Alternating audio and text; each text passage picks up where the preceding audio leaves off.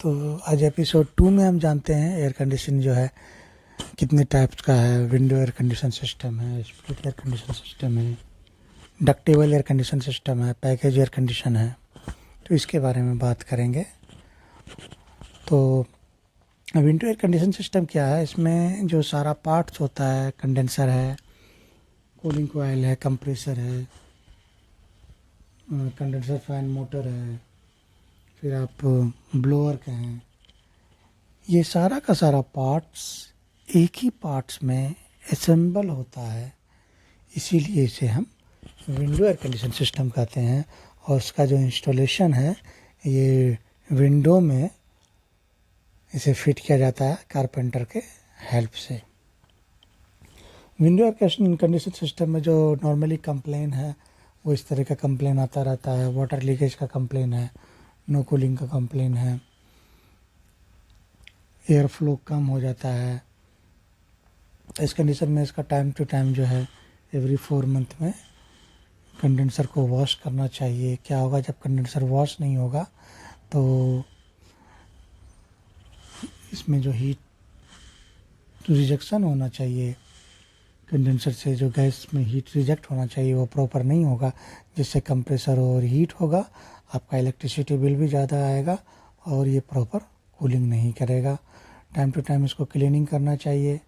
Chemical wash नहीं करना चाहिए, इसलिए कि केमिकल वॉश करने के बाद ये जो इसका लाइफ है ये लाइफ कम हो जाता है। लेकिन हाँ, जब यूनिट्स ज़्यादा ओल्ड हो जाए तो इसको वाटर में डाइल्यूट करके केमिकल सर्विस आफ्टर 4 ईयर्स के बाद आप कर सकते हैं। और कंप्रेसर का प्रॉब्लम भी आता है, ओवर हीटिंग का। कैपेसिटर का नॉर्मली प्रॉब्लम आता है, कैपेसिटर और रिले से रिलेटेड प्रॉब्लम आता है। और इसमें कंडेंसर फैन मोटर जो है ये भी हीट हो जाता है, इसका भी प्रॉब्लम आता है। तो ये हुआ विंडो एयर कंडीशन सिस्टम। जो सेकेंड है ये है split air condition system. Split air condition system में ये होता है कि इसमें 2 पार्ट्स हैं, एक आउटडोर होता है और एक इंडोर होता है। दोनों एक कॉपर पाइप के हेल्प से कनेक्टेड होता है। यहाँ पर विंडो में क्या था, विंडो में ये सेपरेट था, सारा का सारा पार्ट्स जो है एक ही में असेंबल था। यहाँ पे कहें एक हाई साइड हो गया, एक लो साइड हो गया।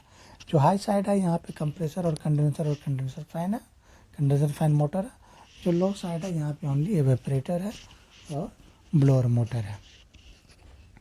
तो ये कॉपर पाइप के हेल्प से इन दोनों को कनेक्ट किया जाता है। और जब रेफ्रिजरेशन साइकिल जो मैं बताया वही सारा साइकिल इसमें भी रिपीट होता रहता है। इसमें भी जो मोस्टली कंप्लेन है, इसमें अगर विंडो से कंपेयर करें तो मेंटेनेंस थोड़ा इसका आसान हो जाता है। इसलिए आसान होता है कि इसमें असेंबल नहीं करना होता है, इसमें यूनिट को बाहर नहीं निकालना होता है। इसमें भी वही कंडेंसर को जो है 3 to 4 मंथ में क्लीन करना चाहिए। और 3 to 4 मंथ में इंडोर जो आपका यूनिट है उसके अंदर जो एक एयर फिल्टर होता है जो डस्ट को फिल्टर करने का काम करता है, उसे भी क्लीन करना चाहिए, जिससे एयर फ्लो बढ़ जाता है और आपको अच्छा कूलिंग मिलेगा।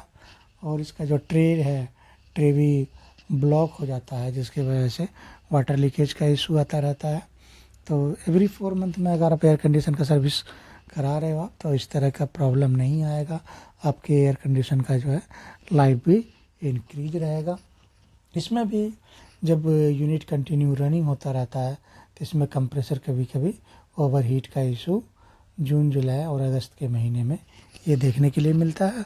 और कभी कभी जो अनट्रेंड टेक्निकल टीम है वो विज़िट करता है, तो विज़िट करने के बाद वो गैस को जो एम्बिएंट टेम्परेचर के हिसाब से मेज़र होना चाहिए उस हिसाब से ये गैस रिचार्ज सिस्टम में नहीं करते हैं, जिसकी वजह से भी इसमें ओवर हीट का इशू आता है, जिसकी वजह से कंप्रेसर आपका ओवर हीट होने के बाद ये बर्नट हो जाता है। तो जो थर्ड है ये है ductable air condition. Ductable air condition system और स्प्लिट एयर कंडीशन सिस्टम में ओनली ये डिफरेंस है कि ये डक्ट से कनेक्ट होता है, बाकी इसमें भी आउटडोर सेपरेट होता है, इंडोर सेपरेट होता है। लेकिन यहाँ एक और फ़र्क ये है कि स्प्लिट एयर कंडीशन सिस्टम में जो उसका इंडोर है वो विजुअल होता है, यहाँ पे विजुअल नहीं होता है। ये फॉल सीलिंग के अंदर वॉशरूम एरिया में या किचन के एरिया में इसे इंस्टॉल किया जाता है। और इसका जो एक और डिफरेंस देखें, इसका जो फ़िल्टर होता है, अगर कंपेयर करें स्प्लिट एयर कंडीशन सिस्टम से, तो इसका फ़िल्टर का साइज़ बड़ा होता है और ये हेवी होता है। और इकोनॉमिकल अगर बात किया जाए तो window split air condition system से डक्टेबल एयर कंडीशन सिस्टम का प्राइस भी ज़्यादा होता है। लेकिन ये आप रेस्टोरेंट वगैरह में देखते होंगे, यूनिवर्सिटीज़ में, कॉलेज में, लाइब्रेरी वगैरह में जो इंस्टॉल होता है ज़्यादातर डक्टेबल एयर कंडीशन सिस्टम या package air condition system install होता है। इसमें भी वाटर लीकेज का कंप्लेंट कॉमन है। उसके बाद नो कूलिंग का भी इशू कॉमन है। जैसे इसमें थर्मोस्टेट है, थर्मोस्टेट का भी इशू आता है। कभी कभी क्या होता है कि थर्मोस्टेट का जो सेल होता है, जो बैटरी होता है इसके अंदर, ये डिस्चार्ज होता है। कभी कभी थर्मोस्टेट जो है ये प्रॉपर वर्क नहीं करता है, तो इसमें थर्मोस्टेट भी रिप्लेस करना पड़ता है। बाकी इसमें भी मेंटेनेंस आउटडोर को सेपरेट क्लीन करना होता है, जिसमें कंडेंसर का पार्ट है। उसके बाद इंडोर को भी सेपरेट करना होता है। इसमें भी केमिकल सर्विस आप आफ्टर 3 इयर्स के बाद ही करें तो बेहतर होता है। और इसमें वाटर लीकेज, कभी कभी हैवी वाटर लीकेज होता है जब इसका लेवल प्रॉपर नहीं होता है। और ये जब मेंटेनेंस टीम जाते हैं, जाने के बाद ये कॉइल को, एवेपोरेटर कॉइल को, कूलिंग कॉइल को क्लीन करने के बाद जब ये ड्रेन लाइन को फ्लश नहीं करते हैं प्रॉपर, तो ये क्या होता है, 1 से 2 दिन के बाद ये हैवी वाटर लीकेज का कंप्लेन इस तरह का आता रहता है। तो थर्ड बात करेंगे पैकेज एयर कंडीशन सिस्टम के बारे में। पैकेज एयर कंडीशन सिस्टम देखें, जैसा कि नाम से पता चल रहा है ये पैकेज, ये सारा का सारा पार्ट्स एक ही में पैकेज होता है। ये विंडो एयर कंडीशन सिस्टम का अगर आप कहें तो ये वीगर वर्जन है। ये 4 टन से ले करके मार्केट में 35 टन तक आज की डेट में ये अवेलेबल है।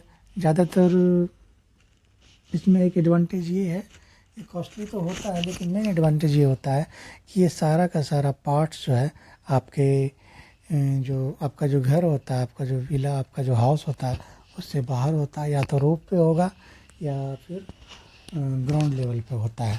ये डक्ट के थ्रू कनेक्ट होता है। एक सप्लायर डक्ट इसमें होता है, एक रिटर्न एयर डक्ट है। सप्लायर डक्ट से जो कूलिंग एयर जो है बिल्डिंग के अंदर, विला के अंदर, एज पर जो डक्टिंग डिज़ाइन होता है उसके हिसाब से अंदर ये जाता है। और जो रिटर्न एयर डक्ट के थ्रू होता है, यही वाटर वही एयर जो है वापस आता है और ये अंदर सर्कुलेट होता है। इसमें देखिए सारा वही पार्ट्स है। इसमें भी 4 मंथ में मेंटेनेंस चाहिए, इसका सर्विसिंग चाहिए, इसका फिल्टर भी सारा का सारा इसी के अंदर होता है। और इसका मेंटेनेंस अगर आप विंडो और स्प्लिट से, डक्टेबल से कंपेयर करें तो इसका मेंटेनेंस करना इजी होता है। इजी इसलिए होता है कि ओपन एरिया होता है, किसी तरह का कोई दिक्कत नहीं होता, काम करने में सहूलत होती है। और जो क्लाइंट होते हैं, जो कस्टमर होते हैं, उसे भी कोई इशू नहीं होता, किसी भी टाइम आकर के मेंटेनेंस का काम किया जा सकता है। इसमें सारा का सारा पार्ट्स जो है एक ही में, जैसा कि आप देख रहे हैं, ये असेंबल होता है। तो नेक्स्ट एपिसोड में हम जानेंगे, इसमें भी कंडेंसर फैन मोटर है। कंडेंसर फैन मोटर का प्रॉब्लम आता रहता है। इसके बाद जो है कंप्रेसर भी ओवर हीट होता है। फ़िल्टर 3 से 4 साल के बाद फ़िल्टर रिप्लेस करना होता है। गैस लीकेज का भी कंप्लेन आता है। गैस लीकेज भी आजकल कुछ ब्रांड जो है ये एल्युमिनियम कॉइल मार्केट में आ रहा है, तो उसमें लीकेज होने के बाद डायरेक्ट उसे रिप्लेस करना होता है। तो नेक्स्ट एपिसोड में हम जानेंगे सीलर के बारे में जानेंगे।